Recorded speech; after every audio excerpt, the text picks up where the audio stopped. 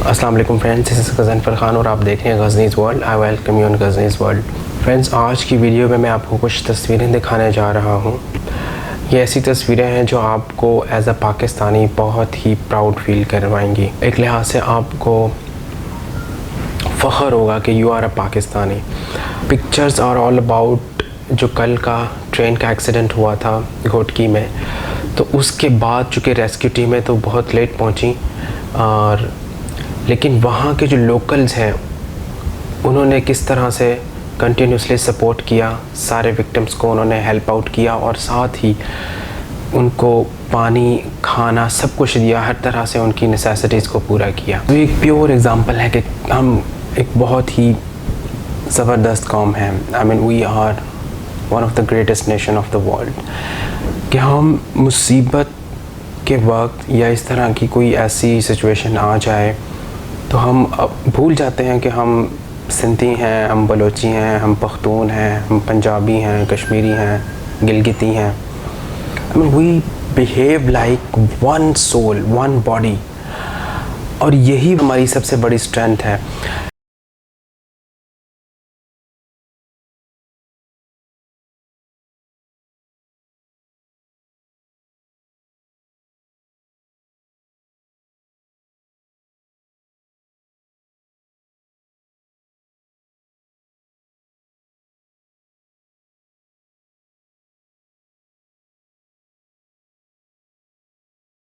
Pictures देखकर आपको अंदाज़ा हुआ कि किस तरह से हम डीपली एक दूसरे के साथ कनेक्टेड हैं।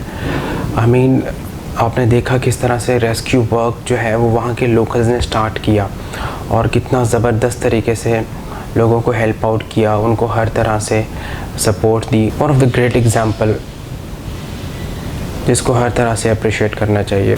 यहाँ तक तो बात थी हमारे लोकल्स की कि किस तरह से उन्होंने सपोर्ट किया थ्रू आउट और सारा रेस्क्यू वर्क जो है उसमें हेल्प आउट किया। लेकिन अगर हम बात करें अथॉरिटीज़ की, तो यहाँ पे हमें बहुत ज़्यादा अफसोस से कहना पड़ता है कि फ़ेडरल गवर्नमेंट और प्रोविंशियल गवर्नमेंट दोनों शुरू में हमें वहाँ कोई नज़र नहीं आया।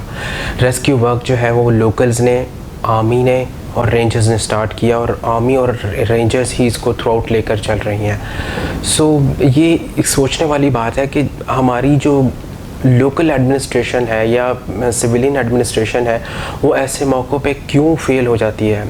अब थ्रू आउट इस तरह के केसेस को देख लें, पहले भी इस तरह के इंसिडेंट हुए हैं। हमेशा हमारी आर्म्ड फोर्सेस या हमारे रेंजर्स यानी जो सिक्योरिटी एजेंसीज़ हैं, सिक्योरिटी इदारे हैं, वो हमेशा आगे आते हैं, रेस्क्यू करते हैं और पूरी तरह से मामले को हैंडल करते हैं। वाई नॉट सिविलियन गवर्नमेंट, जबकि उनके पास सारी मशीनरी, सारा कुछ रिसोर्स अवेलेबल है, उसके बावजूद भी वो ये नहीं कर पाते। यही सिचुएशन होती है जब आप अपना आप शो करते हो, चाहे वो प्रोविंशियल गवर्नमेंट थी या फेडरल गवर्नमेंट थी, वो यहाँ पर अपने आप मनवाती आती, सबको सपोर्ट देती, सारा कुछ, आर्मी और हमारी रेंजर्स की ज़रूरत ही ना होती। फिर कहा जाता है कि जी army and rangers they are part of the government. तो पार्ट ऑफ द गवर्नमेंट है तो फिर इसी तरह से चलने दे सब चीज़ों को। एज अ नेशन हमें ये सोचना चाहिए कि क्यों इस तरह से हमारी सिविलियन लीडरशिप जो है हमेशा फेल होती है, हमेशा पीछे रहती है, और हमारी आर्म्ड फोर्सेस जो है वो हमेशा आगे आके सारा मामला हैंडल करती हैं। किसी भी किस्म की आप देख लें इस तरह की सिचुएशन हो, हमारी आर्म्ड फोर्सेस ही आगे आकर मामले को टैकल करती हैं।